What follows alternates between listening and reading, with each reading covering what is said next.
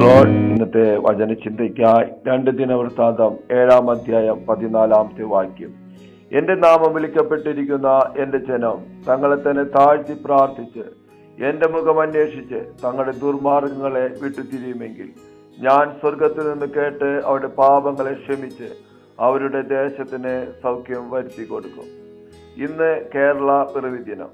ദൈവം തന്ന ഈ മനോഹരമായ ദേശത്തെ ഓർത്ത് നന്ദി പറയുവാനും പ്രാർത്ഥിക്കുവാനുമുള്ള ദിനം കൂടിയാണ് ഇന്ന്. കേരളം ദൈവത്തിന്റെ സ്വന്തം നാടെന്ന് വിളിക്കപ്പെടുന്നത് വെറുതെയല്ല. ദൈവത്തിന്റെ കരങ്ങളാൽ സംരക്ഷിക്കപ്പെട്ട ഒരു ദേശമാണിത്. പക്ഷേ ദൈവം ഇന്ന് നമ്മോട് ചോദിക്കുന്നു, എന്റെ ജനമേ, എന്റെ മുഖം അന്വേഷിക്കുവാൻ നിങ്ങൾ തയ്യാറാണോ?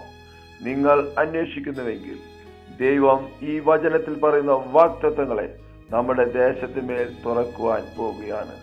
ദൈവം വാഗ്ദാനം ചെയ്യുന്നു, നിങ്ങൾ പ്രാർത്ഥിച്ചാൽ ഞാൻ നിങ്ങളുടെ ദേശത്തെ സുഖപ്പെടുത്തും. അതാണ് നമ്മുടെ പ്രത്യാശ. കേരളത്തിന്റെ യഥാർത്ഥ ഉണർവ് പ്രാർത്ഥനയിൽ നിന്നാണ് തുടങ്ങുന്നത്.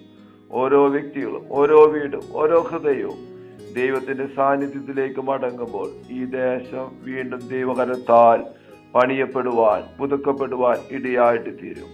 അതിനായി ഈ പ്രഭാതത്തിൽ നമ്മുടെ ദേശത്തെ ദൈവവരങ്ങളിൽ ഏൽപ്പിച്ച് നമുക്ക് ഒരുമിച്ച് പ്രാർത്ഥിക്കാം. വരുന്ന ഒരു വർഷക്കാലം ഏറ്റവും അനുഗ്രഹമായി തീരുവാൻ, എല്ലാ മേഖലയിലും ദൈവത്തിന്റെ മഹത്വത്താൽ ജനം അനുഗ്രഹിക്കപ്പെടുവാൻ ഇടയായി തീരട്ടെ. സ്വർഗീയ പിതാവേ, ഞങ്ങൾ ഒരുമിച്ച് പ്രാർത്ഥിക്കുന്നു. ഞങ്ങളുടെ ഈ ദേശത്തെ അങ്ങയുടെ കരങ്ങളിൽ സമർപ്പിച്ച് പ്രാർത്ഥിക്കുന്നു. ഈ ദേശത്തെ ഇവിടെയുള്ള ഭരണാധികാരികളെ, ഉദ്യോഗസ്ഥരെ, ജനങ്ങളെ എല്ലാം നിന്റെ കരങ്ങളിൽ ഏൽപ്പിക്കുന്നു. അനുഗ്രഹിക്കണമേ എന്ന് പ്രാർത്ഥിക്കുന്നു. നീതിയും സമാധാനവും സ്നേഹവും നിർദ്ദേശമായി ഞങ്ങളുടെ കേരളം തീരട്ടെ എന്ന് പ്രാർത്ഥിക്കുന്നു. നിന്റെ സാന്നിധ്യം ഈ നാടിന്മേൽ നിറഞ്ഞു നിൽക്കട്ടെ എന്ന് പ്രാർത്ഥിക്കുന്നു. എല്ലാറ്റിലും ദൈവിക അനുഗ്രഹം കാണുന്ന ഒരു വർഷമാക്കി അങ്ങ് തീർക്കുന്നതിനായി സ്തോത്രം. അനുഗ്രഹിച്ച് പ്രാർത്ഥിക്കുന്നു. അത്ഭുതമാക്കുന്ന കൃപയ്ക്കായി സ്തോത്രം. യേശുവിൻ നാമത്തിൽ തന്നെ